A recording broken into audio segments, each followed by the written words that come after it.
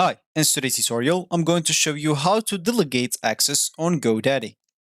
So before we start, of course, the first thing that you would like to do is just go and open whatever browser you are going to use to follow this tutorial steps with.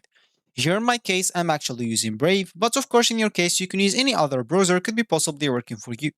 Once you open that browser, make sure to go into this URL section, simply type godaddy.com and hit the enter button. Of course, that should take you into this page. And if you're facing any issues with the language, as I faced in my first time in this website, you'll have to scroll down until the bottom of it and make sure to change the country or region, which will change the language with it. Of course, if you want even to change the currency, that will be possible. So now you will have to go back and log in into your account if you have one. And if you don't have an account, you'll have to go and create one. Of course, you will be able to do both options. At this top right corner option, you will find the option to create or even log in into your account.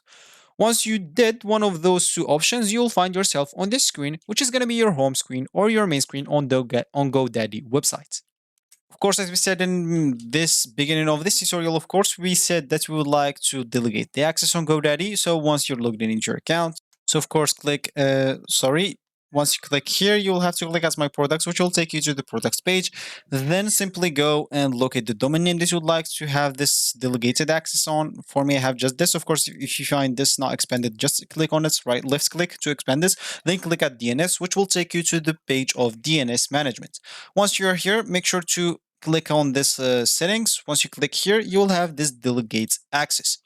Of course, once you click at that option, as you can see, account and I can access or people who can access my account. Of course, if you want to add access to some people, you can simply click at add invite to access and simply enter their name here, then their email, and of course, access level requests. You can give them access to products, domain, and purchase. And of course, you can give them like access to just products and domain, or you can just give them access to your domains only. Once you selected all of this, click at invite and you will be good to go. Of course, if you want to request access, you can simply click on this and of course enter the name and email of the person that you would like to request access to, then request what level of access you would like. As we said, there's 3 levels, then click at request and you will be good to go. So this will be actually for this tutorial. I hope you like it. Thank you guys for watching and goodbye.